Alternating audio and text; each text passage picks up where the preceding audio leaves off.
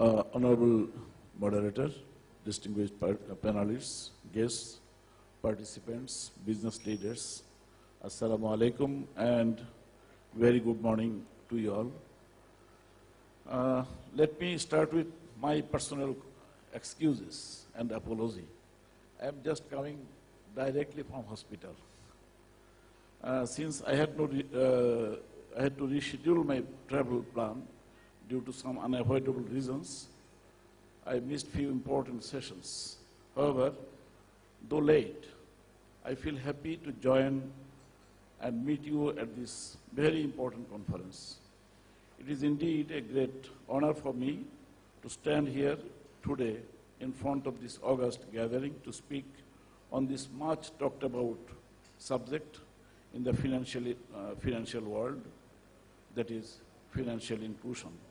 We know financial inclusion or inclusive financing is the delivery of financial services at affordable costs to sections of disadvantaged and low-income segments of the society.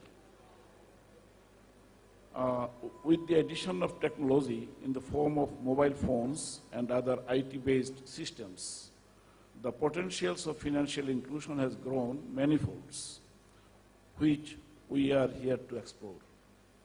Since I come from an Islamic bank, I would take this opportunity to share with you some points relating to Islamic finance, its objectives, features, priorities, and strategies.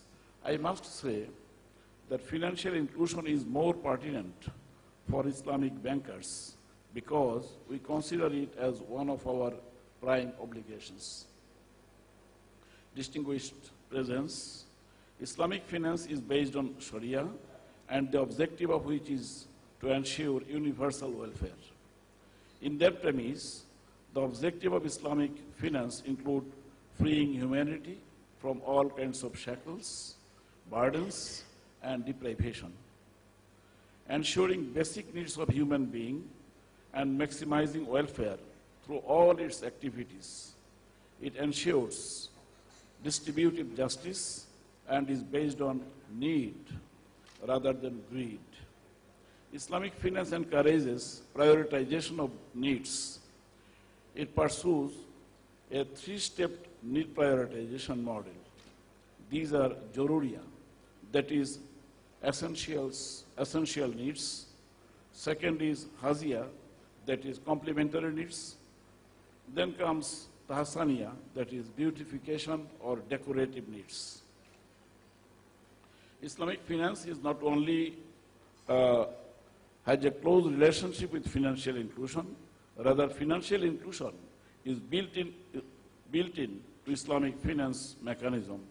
While the idea of financial inclusion got popularity in recent times, Islamic finance carries the spirit of financial inclusion from its inception.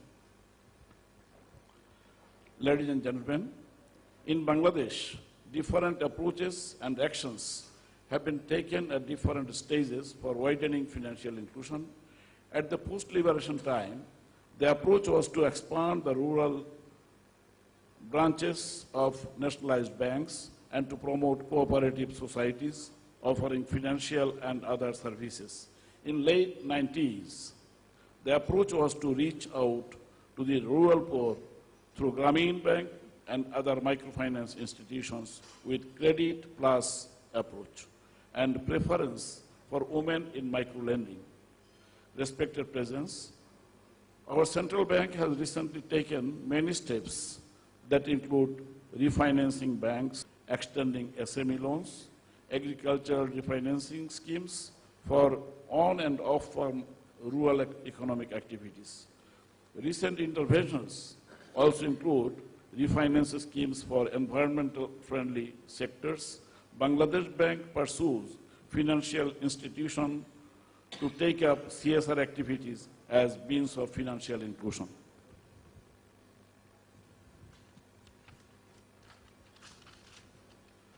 As for the status of financial inclusion, Bangladesh stands second among South Asian nations with 66% household access to services from banks or microfinance institutions and cooperatives, while Sri Lanka ranks first with 80% plus of inclusion. Ladies and gentlemen, in Bangladesh, mobile financial services took off in 2010, and Central Bank issued guidelines in September 2011. The purposes of the guidelines are to provide a regulatory framework for mobile financial services, to minimize use of cash and associated costs, and promote access to formal financial services for the poor and unbanked population. Bangladesh follows bank-led mobile financial service model, where only 24% of adult population have bank accounts as against 60% mobile phones, using mobile phones. As regards the coverage of Bangladesh, we see 18 banks are providing mobile financial services among 28 banks so far approved for the service. Key players are Bikash of Brak Bank, DBBL Mobile Money, and Mcash of Islami Bank Bangladesh Limited. There are over 113,000 agents countrywide. As of August 2013, there are 7.46 million account holders. Mobile financial services accounts have been growing at a rate of 10% per month. I repeat, 10% per month. The unique feature of mobile financial services fund flow in our country is that cash in markets are urban industrial and commercial hubs, while cash out markets are remote rural areas. This shows a positive and inclusive fund flow trend from urban to rural markets. Mobile financial services are impacting our rural economy, improving household welfare, expediting small enterprise activity, encouraging rural savings, and above all, increasing financial inclusion. Ladies and gentlemen, we all know that South Asia is the most densely populated region of the world and enjoys demographic dividend of 17% of the world population. Some countries are expected to be emerged as economic superpower by 2050. The area has a golden history of rich cultural heritage, vast wealth, and huge prosperity for about 7 centuries that attracted Western businessmen and treasure hunters. People of the area have a long record of struggle, resilience, and emotion. We have never been poor due to resource constraint. Rather, we were made poor by some external forces. This is high time we come out of all burdens and shackles. It is time we give our financial system a human face to work for the downtrodden people.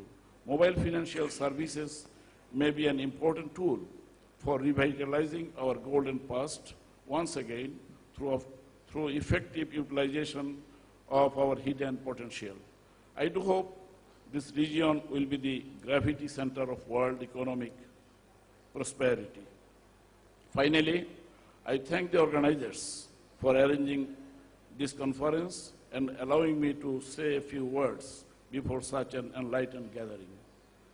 I carry home high hopes for better days ahead of us in terms of financial inclusion and economic well-being. Thank you very much, ladies and gentlemen. Thank you once again.